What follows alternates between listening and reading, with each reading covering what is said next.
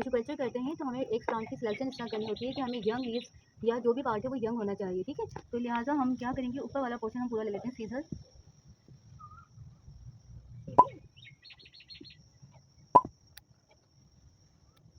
ये मैं पोर्शन इसलिए ले रही हूँ कि देखिए आपको इसमें जो है नोट भी नज़र आ रहे हैं और इंटर नोट भी। अगर हमें नोट या इंटर नोट को एज एन एक्सप्लांट लेना होगा तो हमारे पास पूरी ट्विग होनी चाहिए ताकि हम उसे एज एन एक्सप्लांट ले सकें, ठीक है। तो ये हम इसके अलावा थोड़ा और ले लेते हैं क्योंकि स्टूडेंट्स आते हैं तो कोशिश कर सकेंगे।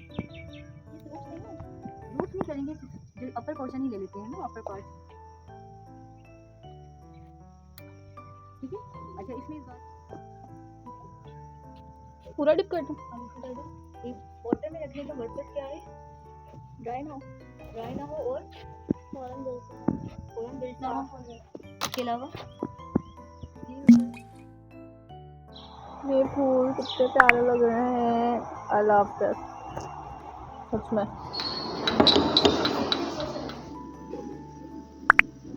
फाइव से पहले वाला ना ये।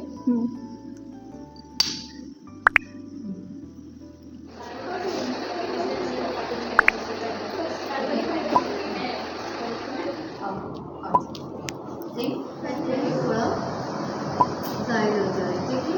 तो 2-3 मिनट हम वेट कर लेते हैं, उसके बाद फिर हम अंदर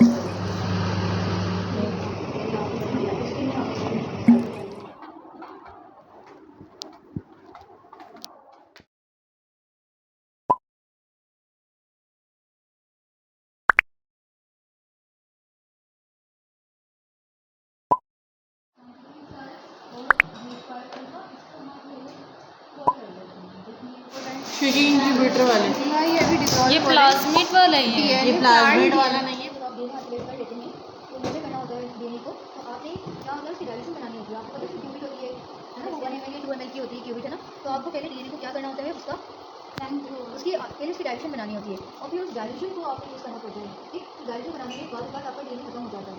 आपकी पूरी 2 दिन 3 दिन मेहनत की वो सब वेस्ट हो जाती है, ठीक है। तो बाद और फिर आपका इतना दिन से आपको कोई सैंपल को पेशेंस होती है, अगर आपका डीएनए खत्म हो गया तो फिर क्या होगा, वो सैंपल नहीं तो आप आगे कोशिश कैसे करेंगे। उसके अलावा डीएनए अगर आप 100 सैंपल के काम कर रहे हैं, आप 1000 सैंपल के काम कर रहे हैं, तो आप सबकी डायरेक्शन बनाएंगे तो आपको कितनी 100 सैंपल की डायरेक्शन बनाने में पूरे दिन गुजर जाते हैं, है ना। तो आपको पता है कि जैसे जैसे आप मॉडर्नाइजेशन की तरफ जाते हैं, आप इक्विपमेंट में भी मॉडर्नाइजेशन आ रही है, तो स्पेक्ट्रो फोटोमीटर तो के लिए आपको वॉल्यूम भी चाहिए, आपका टाइम भी जा रहा है, आपकी मेहनत भी है, हर चीज़ मौजूद है। लेकिन यहाँ पर ये है नैनो फोटोमीटर। यहाँ पर क्या है, आपने जैसे डीएनए को आइसोलेट किया, डायरेक्ट डीएनए को आप आइसोलेट करने के बाद आपको कोई ज़रूरत नहीं है डायरेक्ट बनाने की, डायरेक्ट आप डीएनए लेंगे और आप उसकी मेजर कर लेंगे, ठीक है। अच्छा अब यहाँ पर जो वॉल्यूम यूज़ किया जाता है नैनो फोटोमीटर में, वो नैनो वॉल्यूम होता है, ठीक है। एक माइक्रोमीटर में वॉल्यूम होता है, 1 माइक्रोमीटर 2 माइक्रोमीटर 3 माइक्रोमीटर जस्ट, ये बहुत कम क्वांटिटी है, ठीक है। तो लिहाजा आपके पास अगर डीएनए वो सेफ रह जाता है और बाकी स्मॉल क्वांटिटी में आपका उसकी क्वांटिफिकेशन में यूज़ हो जाता है, ठीक है। तो बाकी को आप सेव कर सकते हैं, ठीक है। तो आपके डीएनए की भी बचत हो रही है, आपके टाइम भी सेव हो रहा है और प्रोसेस भी जल्दी हो रहा है।